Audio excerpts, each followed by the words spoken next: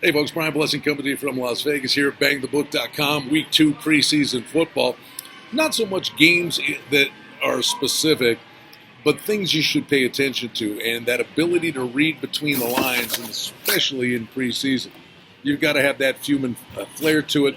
So let's dive into just some things that you should consider when you're trying to actually handicap a game. Hey, you look at the quarterback rotation. Who are the best quarterbacks? How much are they going to play?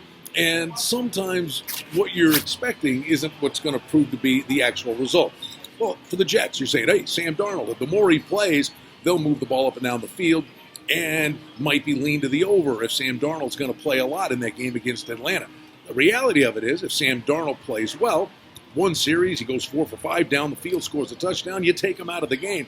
So actually, if Darnold plays well, it may actually lead you to the other way, where all of a sudden the backups get in quicker and the game trends more to the under. The more a guy like a Sam Darnold plays, you would think they're struggling and they'll want to execute more. So it's not always the longer a guy plays absolutely leads to an overplay. Then you go to not being afraid to lay points in the preseason. If you see a number, a bigger number, like Minnesota's 4.5 against Seattle, but one thing we know is Zimmer cares, and they got the new kicker. They'll be showing him off. And are you going to expose Russell Wilson to injury? When you see a bigger number for a favorite in the preseason, more often than not, the odds makers are telling you something.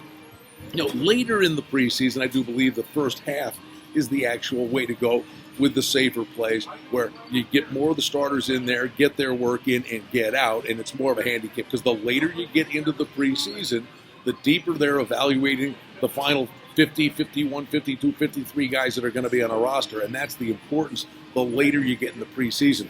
So always consider making plays in the first half. If you don't usually consider it, you might want to consider it in the preseason. To that end, I would talk about a game like New Orleans and the Chargers. Tyrod Taylor's going to get some work. He moved the ball really well. They would have scored points, fumbled inside the red zone last week. So New Orleans, first-team offense, they'll move the ball. Later in the game, Taysom Hill can move the ball, but you'll probably see a healthy dose of Teddy Bridgewater, so maybe you're looking at points in the first half of a game like New Orleans and the Chargers. And perception is not always reality. More often than not it is. But Kingsbury, you're thinking that air raid offense, they're going to want to throw it all over the place. But know this, it's a controlled passing game. So I saw this in the Chargers game last week.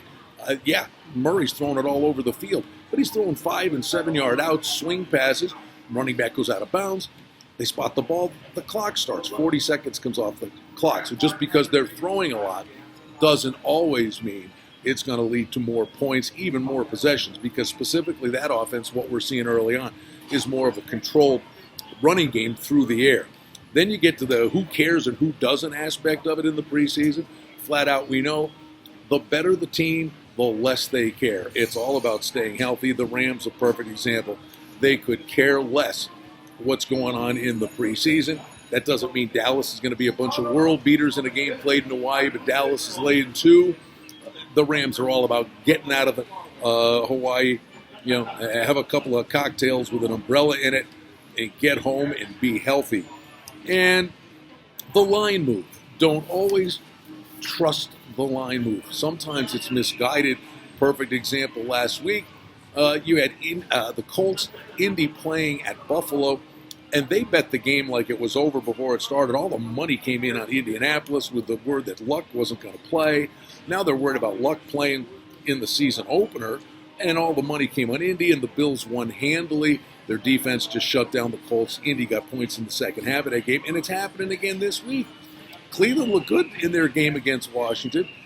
Indy, here we go again. Indy's at home, and they're a 3-point favorite, and that was bet up from 1 up to 3. Don't always trust the line move. Sometimes it makes you shake your head, and if it looks odd to you, more often than not, it just might very well be. Always read between the lines. Some advice, at least in the preseason, where the majority of the games you play is buyer beware. Always great information with Adam Burke, our good friend with the Sports Betting Podcast at bangthebook.com. You can follow me on Twitter at Brian Blessing as we're soldiering through the preseason and can't wait for the regular season to start in the NFL.